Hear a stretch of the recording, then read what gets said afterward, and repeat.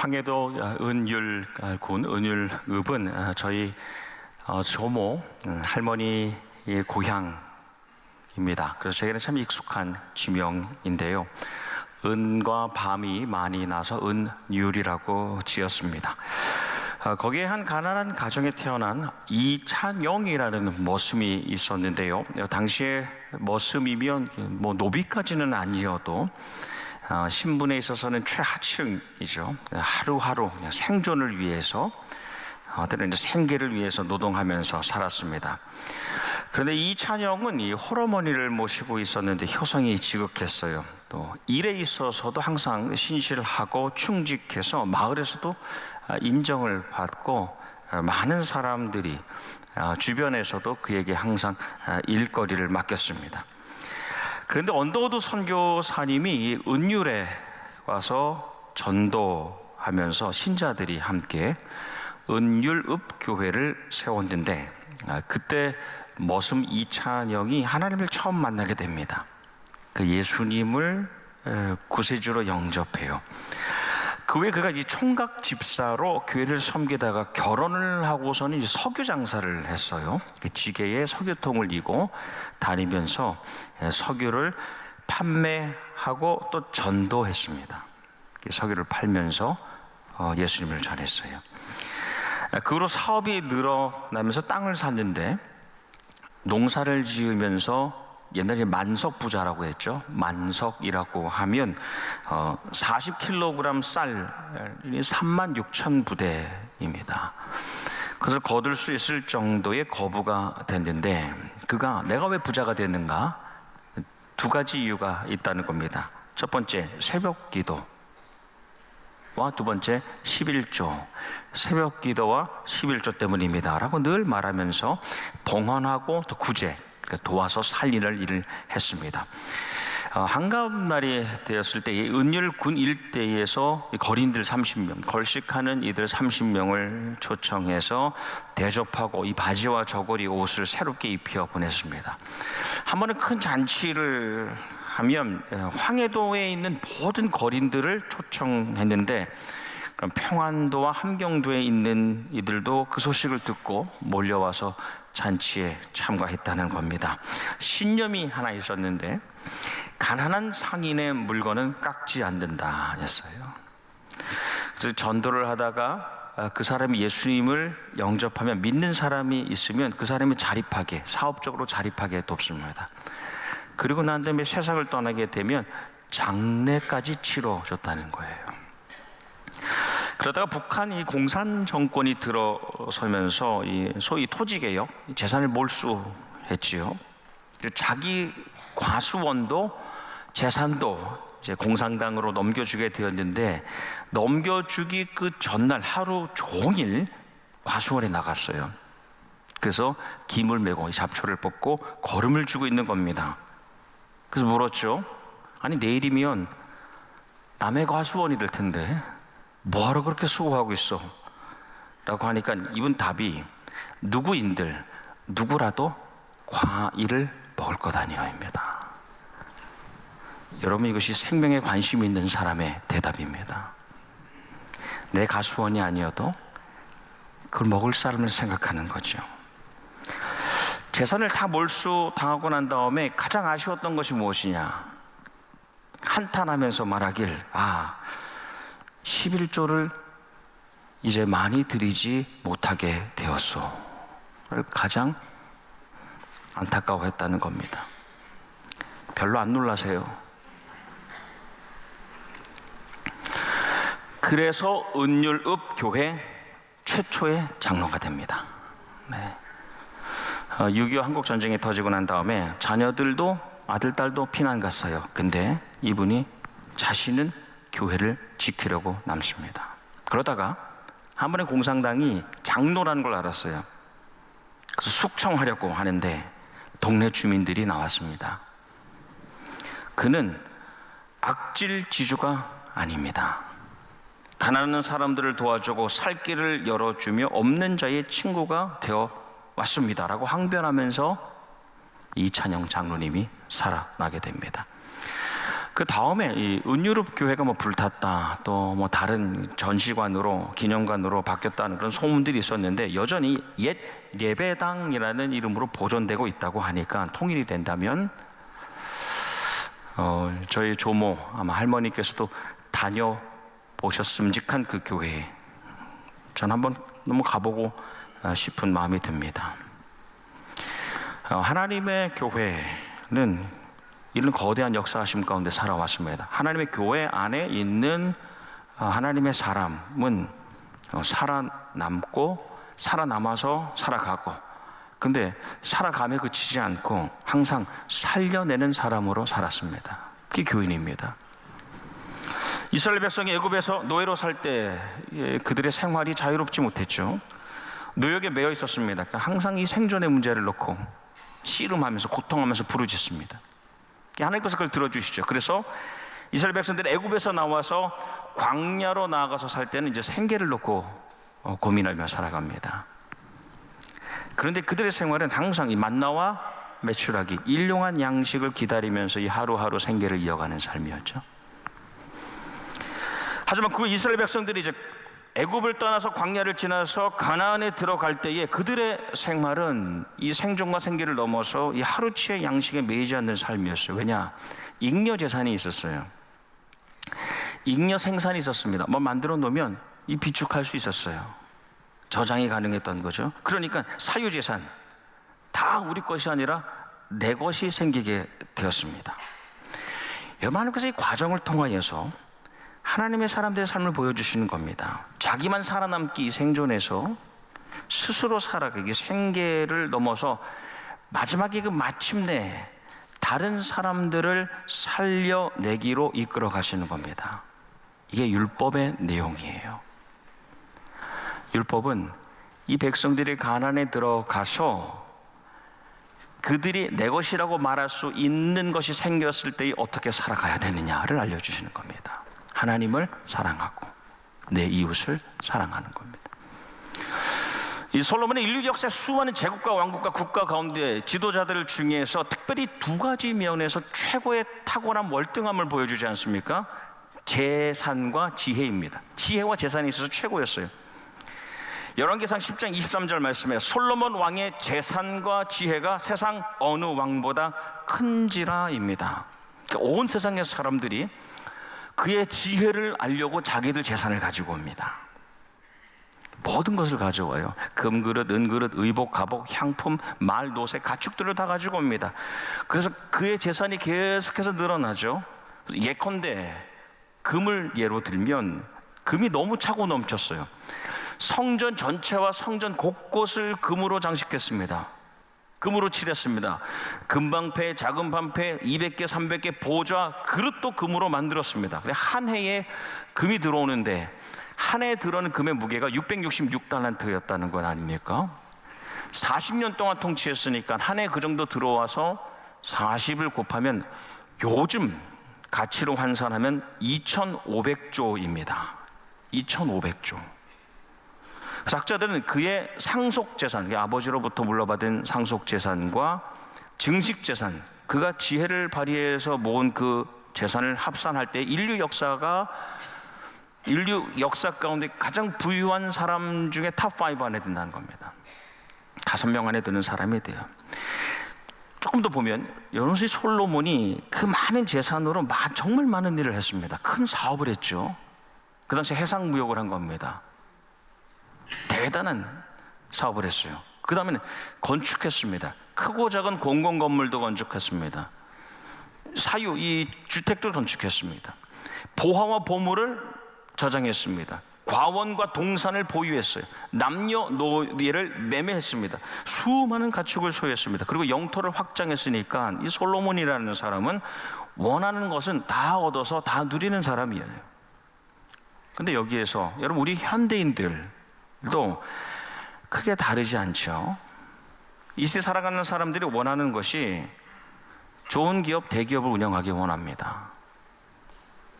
그걸 최고로 생각해요. 수많은 부동산과 동산을 보유하길 원해요. 또 많은 종업원들을 고용하길 원합니다. 수익을 창출하는 것. 그 후에도 노후가 보장되길 원합니다. 은퇴 후에도.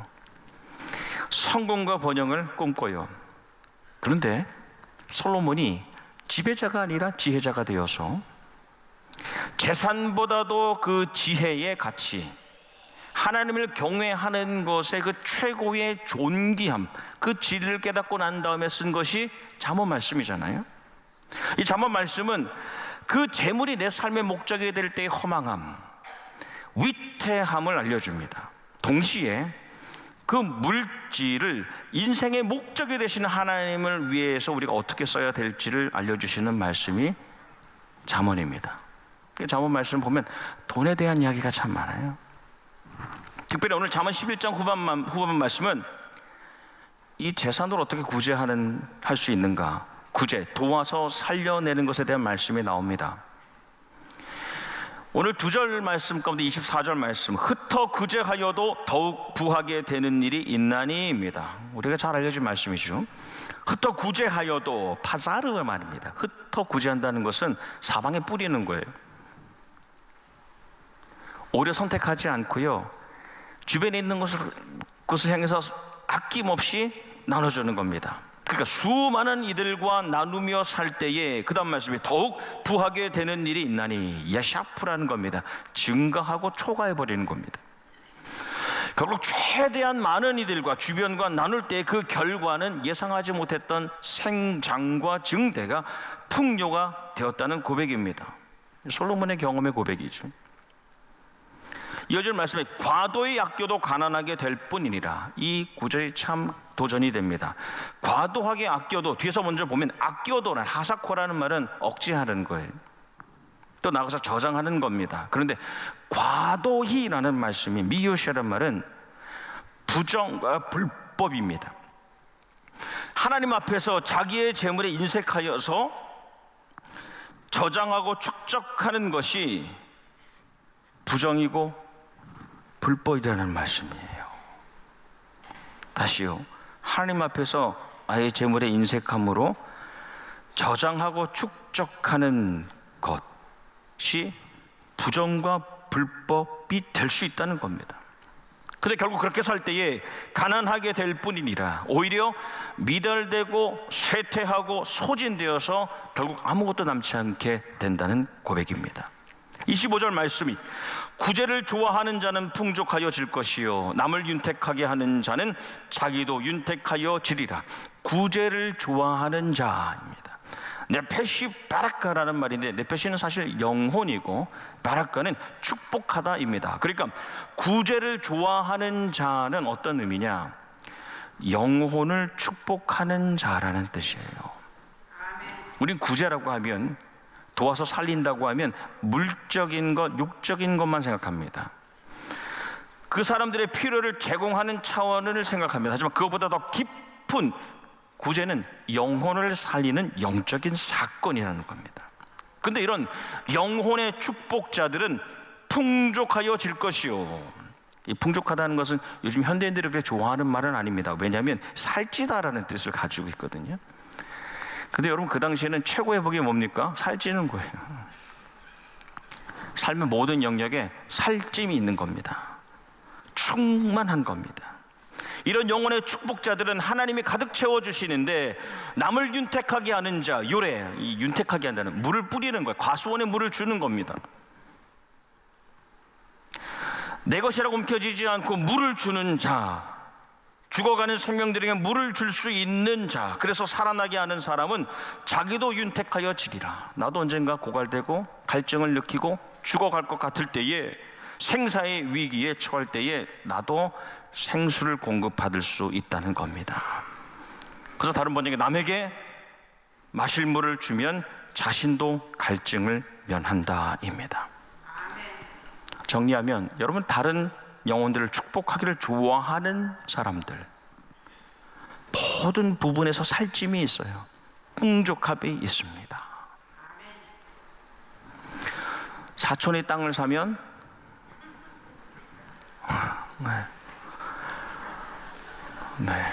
축복해줘야죠. 하나님이 그 땅에 하나님의 영광을 위해서 쓰임받게 해주십시오. 그 사람의 삶이, 우리 친척의 삶이, 가족의 삶이 재물에 함몰되지 않게 하여 주십시오. 더 많이 부어주시고 더 많이 쓰임받게 해주십시오. 축복할 때에 내 삶의 모든 영역이 충만하게 채워지는 겁니다. 다른 이들을 충분히 마시게 하는 이가 자신도 충만히 넘치도록 마시게 된다는 하나님의 약속의 말씀입니다. 여러분이 이민 1세, 특히 어르신들은 요약하면 생존, 살아남기를 위해서 지내온 세월입니다. 그렇죠? 낯설고 물설고 말 사는 곳에서 어떻게 살아날 수 있을까? 근데 그 다음 세대는 자립을 위해서 스스로 살아가기 위해서 자기 생계를 위해서 지나온 시간이라고 할 수 있죠. 그럼 우리 다음 세대, 그 다음 세대는 이전 세대가 생존과 생계를 넘어서 우리에게 물려준 그 유산, 그 재물에 그냥 묻혀서 살다가 그 운명을 맞이하는 세대가 아닌 겁니다. 그러면 안 된다는 겁니다. 오직 만유의 모든 만물의 주인이 되신 주제 되신 주님을 경외하는 지혜로 생명을, 영혼을 살리는 영적인 사건, 영적인 사역의 그 유산을, 그 재물을 선용해야 하는 것이 우리의 다음 세대입니다. 그래서 우리 다음 세대는 다시 생존으로 돌아가면 안 됩니다. 생계로 돌아가면 안 됩니다. 우리는 이민 생활의 생존과 생계, 이 자립다움의 번영에만 머물 수는 없습니다. 생명을 살리는 사명을 감당해야 돼요. 그래서 우리 다음 세대는 우리가 소망하기는 우리가 지금까지 해온 것보다 더 위대한 사역들을, 더 활성화된 사역들을 감당하기를 우리가 기대하면서 축복하는 겁니다. 우리가 전성기를 누린 것이 아니라 우리는 사실 살아남으려고 했었고 살아가려고 했었지만 정말 살려내는 일들은 너희들이 하고 너희들 때에 이전보다 더 큰 그 영화를 하나님께 올려드리기를 바란다는 축복입니다. 누가복음 12장 말씀의 한가운데 보면 예수님의 비유가 나옵니다. 어리석은 부자 비유입니다. 이 비유는 복잡하지 않아요. 명쾌합니다. 이 말씀은 아주 깔끔한 영적 가르침입니다. 이야기의 시작은 이렇죠. 한 사람이 예수님을 찾아왔어요. 선생님, 제 형제에게, 아마도 형이었던 것 같아요, 제 형에게 그 유산을 저랑도 조금 나누라고 해주십시오 입니다. 반강제로 요청하는 거죠. 그래서 선생님이 저 형한테 좀 얘기하면 그 부모님 유산을 좀 나눌 수 있지 않겠습니까? 예수님의 답이 그에게, 이 사람아, 누가 나를 너희 재판관이나 분배인으로 세웠느냐? 예수님을 자기의 유익을 위해서 사용하는 거잖아요. 그리고 무리에게 이렇게 말씀하십니다. 너희는 조심해라. 너희 조심해라. 탐욕을 멀리해라. 재산이 아무리 많아도 거기에 너희 생명이 달려있지 않다입니다. 메시지 성경으로 보면 그 소유가, 너가 가지고 있는 그 소유가 너의 삶을 규정하지 않는다입니다. 소유가 생명을 좌우할 수 없다는 것. 그리고 시작되는 비유예요. 한 부자가 많은 소출을 올리죠. 연간 수익이 많았던 거예요. 그 다음 해를 생각할 때 더 많은 소출, 기대 수익을 예상합니다. 요즘 현대인으로 보면 계좌를 더 늘린다던가, 지분을 더 산다던가 하겠죠. 곡간과 창고를 확장하려고 고민하고 계획하고 있었어요.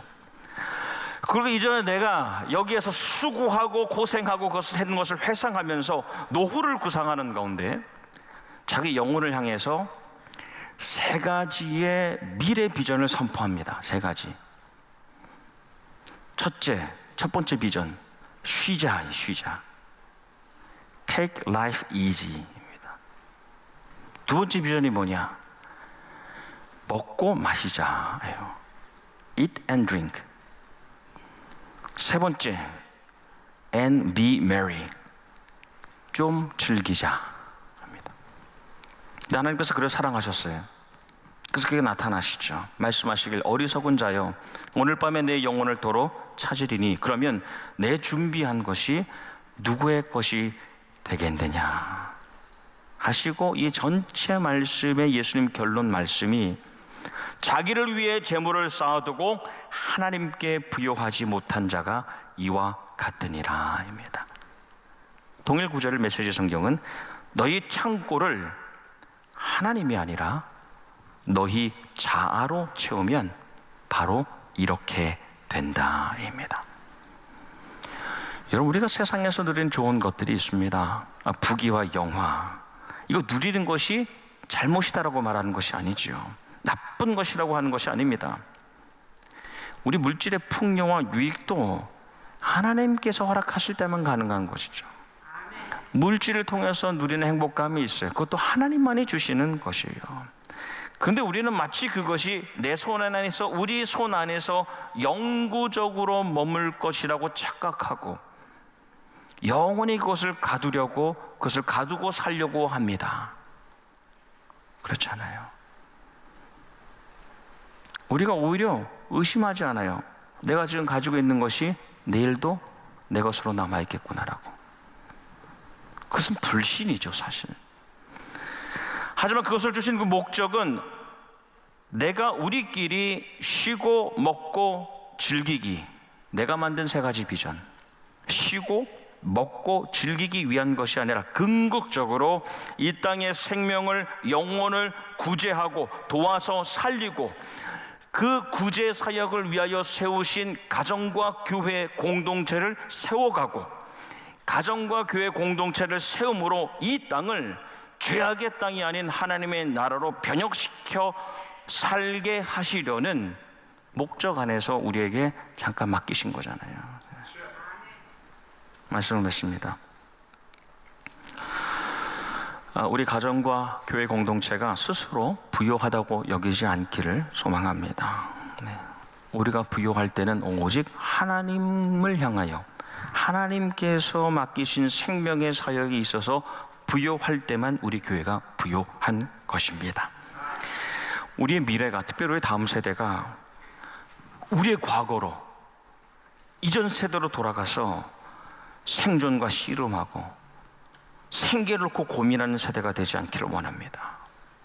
오히려 더 적극적으로 생명을 살려내어서 가정과 교회를 살리는 그런 다음 세대가 되기를 주님의 이름으로 축복합니다. 우리에게 잠깐 맡기신 영적인, 육적인, 물적인 능력으로 한 생명이라도, 한 영혼이라도 살려 하나님의 사람으로 만들고 그렇게 하나님께 영광 돌리는 이 시대가 되기를 주님의 이름으로 축원합니다. 아멘.